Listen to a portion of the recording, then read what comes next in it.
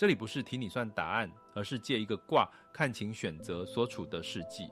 我是 MK， 今天不是我一个人讲，萧子也在。MK， 我昨天晚上真的在现场看我朋友跟她男朋友吵架。我们3个人在吃饭，吃到一半，她手机叮一声跳出刷卡通知，2万多潜水考征召。我朋友的脸，我坐在旁边都看得到，整个跨下来，筷子直接放到桌上，没再夹过一口菜。2万多靠潜水征召。对，而且不是第一次了哦。去年是中级保养，前年是一台很贵的相机。他当场就问他：“你到底知不知道我们2个薪水扣掉房租剩多少？”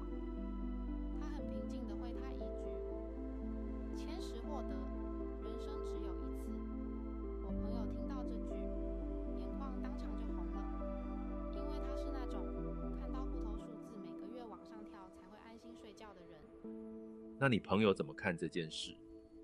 吃完饭，他先去停车，我们2个在起楼等他，他才跟我说，她男朋友根本没有金钱观念，2个人以后要一起生活，这样下去迟早会出问题。他问我，是不是应该趁现在讲清楚，比他改掉这个习惯。讲清楚没问题，但比他改掉跟讲清楚是2件不太一样的事。可是2个人要过日子，总不能一个村一个花吧？他脸都垮了欸。我先问你一个问题，你朋友存钱是为了什么？安全感吧。他说他小时候家里曾经一度周转不过来，那种感觉他不想再经历一次。那她男朋友花钱去潜水，去骑重机，你有问过，那对她来说是在卖什么吗？没有我只听到他说他乱花钱。这就是亏卦象讲的事。亏是怪力，是2个人看起来走在同一条路上，实际上眼睛看的是完全不同的2个方向。卦辞有一句话呢，小事记，意思是看起来对立的2件事其实可以并存，不需要每一次都证出一个谁对谁错。古人画这一卦的时候配了一夫突，有人手里握住夫头，要求速断，一份文书已经破了一半。听起来已经有点可怕了，这是要干嘛？先听完，图里也有人在这个时候选择转身抽身离开，不代表谁对谁错，只是不想再面对。还有一扇门被关上，被隔开。等等，你说的门被关上，是指分手那种？对，或者更广义一点，2个人不再对彼此开口。最后一个画面一直沿飞过天空，叫声听起来很孤单，像在报一个坏消息。那我朋友现在是走到哪一步了？都还没有。这幅图不是讲他们现在的状况，是讲如果一件小事没有被好好对待，放着不管，2个人一律走到互不理解，最后真的变成毁约，变成隔绝，变成谁都不再开口的那种关系，看起来就是这幅画面。你朋友跟她男朋友现在还不是这里，他们现在只是消逝级的阶段，还在同一张桌子上吃饭，还会为了同一件事情红眼眶，代表2个人都还在乎。真正要小心的不是他们现在抄这一家，是如果谁都不显问一句你在意的到底是什么，日子久了才会走到那扇门真的被关上的那一步。光听你这样形容，我背脊有点发凉。可是他担心的是现实啊，钱是真的会花完的。现实2个字很容易一律画像，你不显示跟你太现实，那其实也是一种对错的判断。要不要试试看，我们2个交换一下，还我帮你朋友男朋友讲话，你帮你朋友讲话，这样不是谁对谁错，是找出对方立场里最合理的那一部分。好啊，那你先。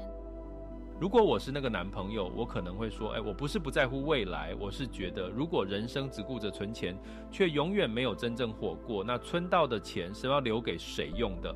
我知道对方会担心，但我花的每一笔都是我自己赚来的，我也没有动用2个人共同的存款，我只是希望不是每一件让我开心的事都要先过一次这样做对吗的审判。这样讲好像也不是完全没道理。换你了，帮你朋友讲。好，那我是他的话，等一下，我想一想。我可能会说，我不是要控制你怎么花钱，我是每次看到账户数字往上挑的时候，才觉得自己停下来想聊一下，站得住，对，站得住。你说钱是获得，但对我来说，钱使我唯一能爱等等，这句话讲出来，我自己都吓一跳。我好像真的觉得钱是我唯一能自己掌握的东西。我不是要你完全不花，我是希望我们至少可以先讲好一个底线，让我知道不管发生什么事，我们都撑得住。你刚刚讲那句钱是我唯一能自己掌握的东西，是你现场听他说的，还是你自己想出来的？一般吧。他真的讲过类似的话，但唯一能掌握的东西，这句是我刚刚讲到一半自己想出来的，而且讲出来那瞬间，我才发现，我一开始站在他那边，是因为那句话听起来很委屈，不是因为我真的搞懂他在想什么。这就是疑而能痛。两个人在意的核心很可能是同一个安全感，对未来有掌控感，只是一个人用存钱表达，一个人用精力表达。亏瓜讲的不是叫你们变成同一种人，是讲就算看的方向不一样，还是可以走在同一条路上。那如果每次吵架都要先做这种交换立场的联系，会不会太累了？不用每次都做到这么完整，但你刚刚那句因为委屈听起来对，其实已经是最快的检查方法了。下次开口前先问自己是想让对方听懂，还是想让自己僵硬，这两种开场的第一句话通常场的完全不一样。可是我刚刚讲的时候，其实也有点心虚，因为我一开始听他讲完就直接站在他那边了，觉得对方就是有问题的人。我也是，你讲到2万多的时候，我心里也很快下了一个判断，觉得这个人是不是花钱没价值。后来多听2句才发现，我下判断的速度比我真正了解这件事的速度快太多了。那他们两个最后应该怎么办？你会直接告诉他答案吗？不会，我不知道答案，也不觉得我该替他决定。亏瓜这一集讲的不是要你回去说服对方谁对谁错，是讲有些差异本来就可以继续留住，两个人依然可以在一起，只要彼此都知道对方在意的其实跟自己一样重要。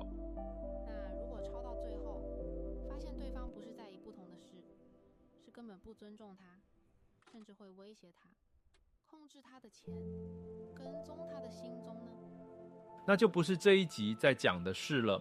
疑二能通，前提是两个人是站在平等的位置上，各自看世界的角度不一样。如果对方的行为涉及控制、欺骗、跟踪或者任何形式的暴力，那不是观点不同，那是安全问题。那种状况不需要交换立场，也不需要理解对方的角度，需要的是寻求协助、离开或者报警。